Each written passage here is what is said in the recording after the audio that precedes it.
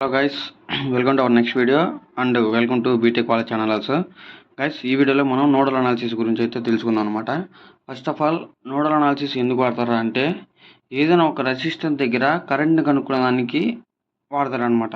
To find a current అదే resistor. So అందుకు మనం నోడల్ అనాలిసిస్ అయితే వాడతాం. సో ఇది మన దగ్గర ఉండే డయాగ్రామ్ కొంచెం క్రాస్ అయింది, అడ్జస్ట్ చేసుకోండి. సో ఫస్ట్ ఆఫ్ ఆల్ మనం ఏం చేయాలంటే ఫస్ట్ మనం నోట్స్ని అయితే కనుక్కోవాలన్నమాట. ఇచ్చిన డయాగ్రామ్లో నోట్స్ ఎక్కడెక్కడ ఉన్నాయనేది మాత్రం చూసుకోవాలి. సో నోట్స్ అంటే ఏంటంటే ఏదైతే రెండు బ్రాంచ్లను కనెక్ట్ చేస్తుందో ఆ పాయింట్ని మనం నోట్స్ అంటాం అనమాట. సో ఓకేనా, ఏదైనా ఒక 2 బ్రాంచెస్ కనెక్ట్ అయింది రాన్స్ అంటే సపోజ్ ఇక్కడ నేను డయాగ్రామ్లో చూసినట్టు, సో ఈ పాయింట్ని మనం నోడ్ అంటాం అనమాట. సో ఇచ్చిన డయాగ్రామ్లో మనకి నోడ్ ఎక్కడ ఉందని చూడాలన్నమాట. సో ఇక్కడికి వచ్చినట్లయితే మనకి ఇక్కడ ఒకటి కనెక్ట్ అవుతుంది అండ్ ఇక్కడ ఒకటి కనెక్ట్ అవుతుంది అండ్ ఇక్కడ ఒకటి ఉందన్నమాట. సో టోటల్ ఓవరాల్గా 4 నోడ్స్ అయితే ఉన్నాయి. కానీ ఇక్కడ కింద ఉన్న 2 నోడ్స్ గ్రౌండ్ కనెక్ట్ అయి ఉంటాయి కాబట్టి ఆ నోడ్స్ వాల్యూ అనేది ఇప్పుడు 0 ఉంటుంది అనమాట, ఎర్త్ కనెక్ట్ అయి ఉంటాయి కాబట్టి. సో ఇప్పుడు మనకు అఫీషియల్గా ఓన్లీ 2 నోడ్స్ అయితే ఉన్నాయన్నమాట. సో ఇక్కడ ఒక నోడు, ఇక్కడ ఒక నోడు. సో నేను ఈ నోడ్ని V1 అంటాను, సో ఈ నోడ్ని V2 అంటాను అనమాట.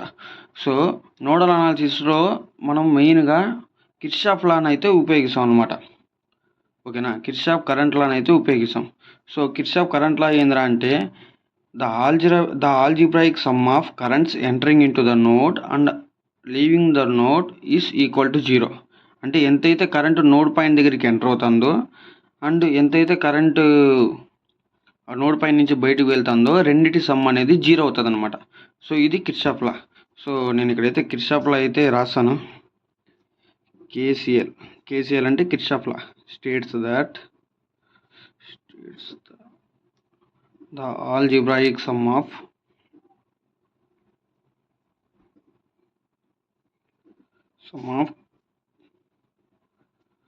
Currents entering and leaving the node is 0. ఓకేనా, ఈక్వల్ టు 0 సంథింగ్ ఏదోటి.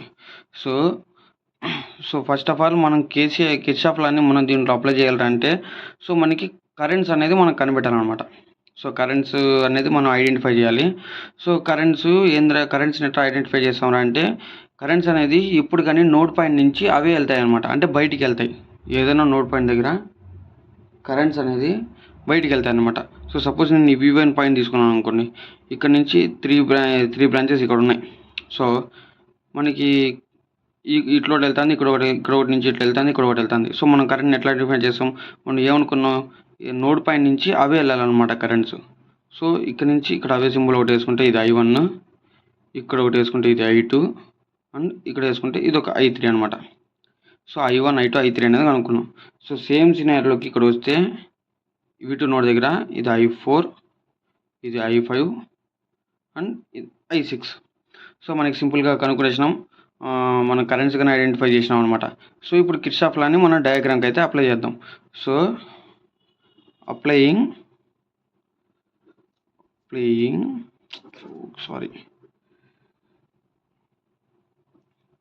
KCL at V1 node. So మనకి 2 సినారియోలు ఉంటాయి. So applying KCL at V1 node and applying KCL at V2 node. So ఎప్పుడైతే మనం KCLని VVL నోడ్ దగ్గర అప్లై అయినప్పుడు ఏమవుతుంది, KCL అంటే ఏమని చెప్పినా sum of currents entering and leaving is equal to 0 అని అనమాట. సో టోటల్ కరెంట్స్ ఇక్కడ ఏమున్నాయి, I1 ఉంది ప్లస్ I2 ఉంది, సో I3 ఈక్వల్ టు 0. ఓకేనా. సో మనకి ఇక్కడ ఓమ్స్లో అయితే వాడాలన్నమాట. ఓమ్స్లా ప్రకారం ఏమవుతుంది, V equal to IR. Ohm's law అంటే మనకు అందరికీ తెలిసింది V equal to IR. So దీంట్లో నుంచి మనం సింపుల్గా ఐని తీసుకోవాలంటే ఏమవుతుంది అంటే V/R అవుతుంది, అంటే volts by resistance I equal to VR అవుతుంది అనమాట. సో ఇక్కడ I1 అనేది ఆల్రెడీ మనకు తెలుసు, ఇక్కడ ఎంత ఉంది 1 యాంపియర్ అయితే ఉందన్నమాట. సో I1 అనేది 1 యాంపియర్ ప్లస్ I2 అనేది ఏమవుతుంది, I2 అనేది ఇక్కడ ఉంది కదా. సో I2 అంటే V/R కదా మనకి యాక్చువల్గా ఫార్ములా. ఇక్కడ ఏముంది V1 మైనస్ ఇది ఒక నోడ్ అనుకున్నాం, కానీ ఈ నోడ్ 0 కదా. So V1 minus 0/R 2 amperes అంటే V1 - 0/2 ప్లస్ I3 అంటే ఏముంది ఇక్కడ మనకి 2 నోడ్స్ అయితే ఉన్నాయన్నమాట. I3 దగ్గర V1 నోడ్ ఉంది, V2 నోడ్ ఉంది. సో V1 - V2/6 అవుతుంది. I3 ఏమవుతుంది V1 - V2/6 అవుతుంది అనమాట, ఈక్వల్ టు 0. ఓకేనా. దీనిలో నుంచి 1 + V1/2 ప్లస్ నేను దీన్ని సపరేట్గా రాసుకుంటా V1/6 - V2/6 ఈక్వల్ టు 0. ఓకేనా. దీనిలో నుంచి V1/2 plus V1/6 - V2/6 equal to 1 ఆ పక్క పంపిస్తే -1 అవుతుంది. సో దీన్ని మనం ఎల్సిఎం తీసుకొని క్యాలిక్యులేట్ చేస్తే ఏమవుతుంది అంటే final equation 4/6 V1 - 1/6 V2 equal to -1 అవుతుంది. సో ఇది మనకి ఫస్ట్ ఈక్వేషన్. సో కిర్చాఫ్ లాని మనం V1 నోడ్ దగ్గర అప్లై చేసినప్పుడు సో మనకి ఈ ఈక్వేషన్ అయితే ఫామ్ అవుతుంది అనమాట. సేమ్ సినేరియోకి వచ్చే కొద్దికి ఇక్కడ అప్లయింగ్ కిర్చాఫ్ లా V2 దగ్గర అప్లై చేస్తాం. సో దీంట్లో కానీ ఏముంటుంది, sum of currents entering and leaving is equal to 0. ఇక్కడ ఏ కరెంట్స్ ఉన్నాయి, I4 ఉంది, I5 ఉంది, I6 ఉంది. So I4 plus I5 plus I6 equal to 0. So ఇక్కడ I4 ఏమవుతుంది, ఇక్కడ ఈ డైరెక్షన్లో వెళ్తుంది. ఇక్కడ V1 అండ్ V2 నోట్స్ ఉన్నాయి. ఈ సినారియోలోకి ఎట్లా వచ్చుకుందుకు ఏమవుతుంది అంటే V2 - V1 ఇక్కడ ఎంత ఉంది 6 ఉంది. సో 6 అవుతుంది అనమాట. ప్లస్ I5 ఏమవుతుంది, I5 అంటే ఇది కదా, అంటే V2 - 0 సారీ ఇక్కడ నేను మెన్షన్ చేయడం మర్చిపోయినా, ఇక్కడ 7. ఓకేనా, 1 minute సారీ. సో I5 ఏమవుతుంది V2 - 0/7 అవుతుంది. ప్లస్ I6 ఏమవుతుంది, ఇక్కడ 4 ఉంది కదా, ఇది డైరెక్షన్ ఈ డైరెక్షన్లో ఉంది. సో అది -4 అవుతుంది అనమాట. సో మనకి ఈ డైరెక్షన్లో ఉంటే ప్లస్ అవుతుంది, ఈ అప్ డైరెక్షన్లో ఉంటే నెగిటివ్ అవుతుంది. సో -4 అవుతుంది, ఇక్కడ 0 అవుతుంది. సో నేను సింపుల్గా దీన్ని సాల్వ్ చేస్తే V2 - V1/6 plus V2/7 equal to 4 నా పక్క పంపిస్తే 4 అవుతుంది. సో సింపుల్గా ఫైనల్గా ఎల్సిఎం తీసుకొని సాల్వ్ చేస్తే ఏమవుతుంది అంటే -1/6 V1 plus 13/42 V2 equal to 4 అవుతుంది అనమాట. సో ఇది సెకండ్ ఈక్వేషన్. ఓకేనా. సో గైస్ ఇప్పుడు మనకి ఈక్వేషన్ 1 అండ్ V2 ఈక్వేషన్ 2 అయితే వచ్చింది. ఎట్లా అంటే కేసీఎల్ని V1 అండ్ V2 నోట్ దగ్గర అప్లై చేయడం వలన సో మనం ఇప్పుడు ఈ ఈక్వేషన్ 1 అండ్ 2ని సాల్వ్ చేయాలన్నమాట. Solving equation 1 and 2. So equation 1 ఏంది 4/6 V1 - 1/6 V2 equal to -1. And equation 2 ఏంది -1/6 V1 plus 13/42 V2 equal to 4. So మనం ఈ రెండింటిని సాల్వ్ చేయాలంటే ఏమంటే ఏదైనా ఒక దాన్ని మనం వాల్యూని సేమ్ చేయాలి. ఇద్దరు V1 అన్న V2 అన్న వాల్యూని మనం సేమ్ చేస్తే సో అది క్యాన్సిల్ అవుతుంది, మనకు ఫైనల్గా ఏదైనా ఒక వాల్యూ అనేది మిగులుతుంది. ఇక్కడ ఈక్వేషన్ మనం బాగా అబ్జర్వ్ చేసినారంటే ఇక్కడ 4/6 V1 ఉంది, ఇక్కడ -1/6 V1 ఉంది. సో మనం సింపుల్గా ఈక్వేషన్ 2ని 4తో మల్టిప్లై చేసినామంటే ఇక్కడ 4/6 -4/6 V1 ఉంటుంది. సో ఈ రెండింటిని ప్లస్ చేసినామరా అంటే ఈ V1 అనేది క్యాన్సిల్ అవుతుంది, V2 అనేది మనకి ఫామ్ అవుతుంది అనమాట. సో ఏం చేస్తున్నారంటే మల్టిప్లై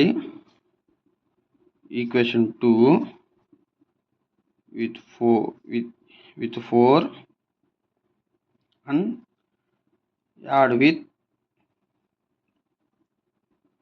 ఈక్వేషన్ 1. సింపుల్గా దీన్ని 2 స్టెప్పులుగా ఉండదని నేను ఒక స్టెప్గా రాశాను అనమాట. సో గైస్ ఇప్పుడు ఏమవుతుంది అంటే సేమ్ ఈక్వేషన్ సేమ్ ఉంటుంది 4/6 V1 - 1/6 V2 equal to -1. So equation 4తో మనం మల్టిప్లై చేయాలని సెకండ్ ఈక్వేషన్ 4తో మల్టిప్లై చేస్తున్నాం కదా, అప్పుడు -4/6 V1 ప్లస్ 13 × 4 అంటే 52/42 V2 ఈక్వల్ టు 4 × 4 6. సో ఇక్కడ మనకి క్యాన్సిల్ చేస్తే ఏమవుతుంది అంటే ఇక్కడ 26 ఉంటుంది, ఇక్కడ 21 ఉంటుంది.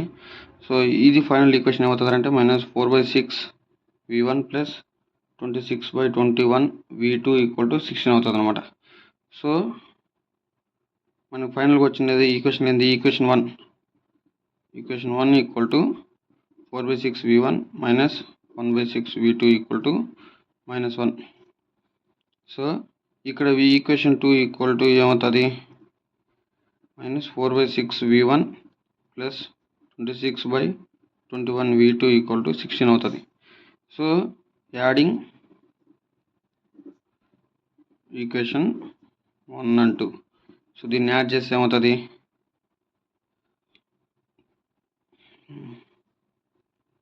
4/6v1 minus 1/6v2 equal to, guys నేనైతే సింపుల్గా అంటే స్టెప్ బై స్టెప్ రాస్తాను అనమాట, ఈజీగా అర్థం అవ్వాలనేసి. 26/21v2 equal to 16. మనం ఈ రెండింటిని యాడ్ చేస్తాను. యాడ్ చేసినప్పుడు ఇది క్యాన్సిల్ అవుతుంది, ఇది మాత్రం మిగులుతుంది. సో ఫైనల్ ఈక్వేషన్ ఏమవుతుంది, -1/6v2 plus 26/21v2 equal to 16 అవుతుంది. సో నేను v2ని అయితే కామన్ తీస్తాను. ఇప్పుడు 1/6 ప్లస్ 26/21 ఈక్వల్ టు 16 అయితే అవుతుంది అనమాట.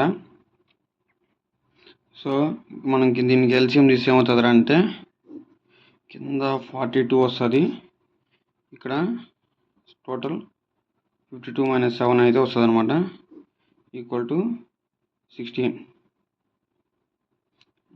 రాదు, సారీ గైస్. ఇక్కడ మనం తీస్తే దీనిలో నుంచి మనం మైనస్ తీసినామరా అంటే ఇక్కడ 16 - 1 15 అయిపోతుంది. ఇక్కడ సారీ నేనే తప్పు రాసిన, 15 అవుతుంది, ఇక్కడ 15 అవుతుంది. సో కొంచెం క్యాలిక్యులేషన్లో చూసుకొని వేసుకోవాలన్నమాట.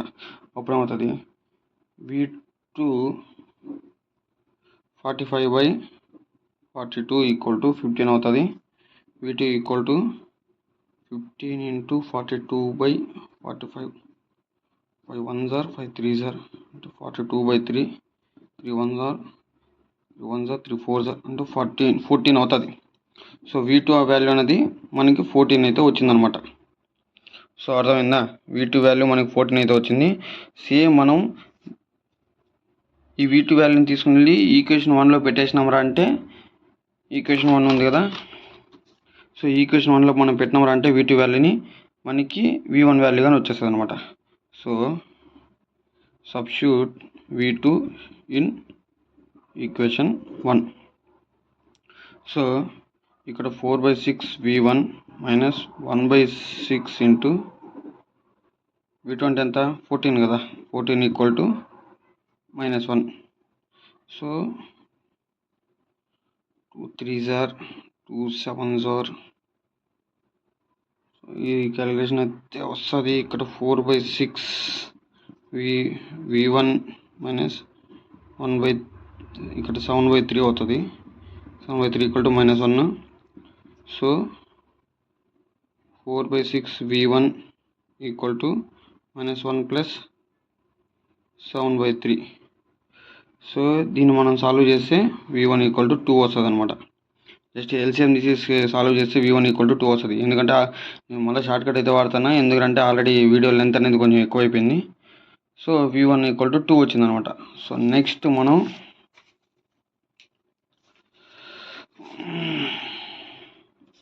మనకి v1 వాల్యూ వచ్చింది, v2 వాల్యూ అయితే వచ్చింది అనమాట. సో ఈ v1 అండ్ v2 వాల్యూని ఉపయోగించి మనం, సో ఇక్కడ v1 ఈక్వల్ టు ఎంత, v1 equal to 2, v1 equal to 2, v2 equal to 14. So v2 equal to 14 అవుతుంది అనమాట. సో మనకి ఇప్పుడు v1 వాల్యూ వచ్చింది, v2 వాల్యూ వచ్చింది అనమాట. v1 equal to 2, v2 equal to 14.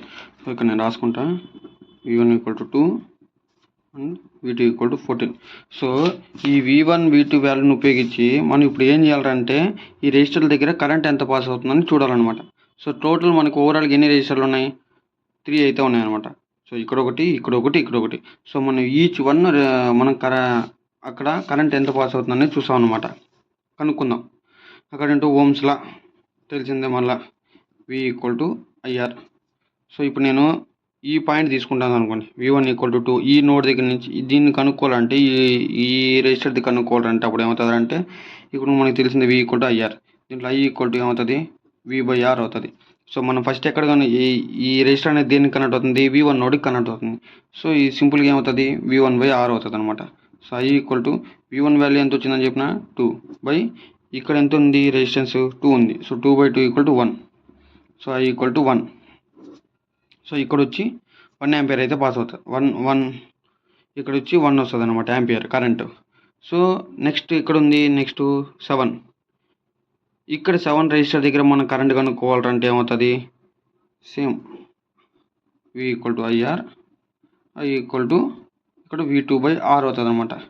So మనకి ఇక్కడ ఎందుకంటే ఈ 7 రెసిస్టర్ అనేది ఆంపియర్ రెసిస్టెన్స్ అనేది మనకి V2 కనెక్ట్ అవుతుంది. సో V2 వాల్యూ ఎంత 14/R అంటే ఎంత 7. సో 7 1 7 2 2. So I = 2. సో ఇక్కడ 2 ఆంపియర్స్ కరెంట్ అయితే వెళ్తుంది అనమాట. మనకి ఇక్కడ ఇంకొక రెసిస్టర్ ఎక్కడ ఉందంటే ఇక్కడ ఉంది మిడిల్లో V1కి V2కి మధ్యలో ఉందన్నమాట. సో దీని కరెంట్ కనుక్కోవాలంటే ఏమవుతుంది అంటే I = సో మనకి 2 నోడ్స్ మధ్యలో ఉందన్నమాట V1కి V2కి మధ్యలో. సో అప్పుడు ఏమవుతుంది V1 - V2/R అవుతుంది. సో I = V1 అంటే ఎంత 2 - V2 అంటే ఎంత 14/R అంటే ఎంత ఇక్కడ 6. సో ఇది ఏమవుతుంది 2 - 14 - 12/6. 6 1 6 2 అంటే -2 వస్తుంది అనమాట. I = -2. సో ఈ నెగిటివ్ సైన్ అనేది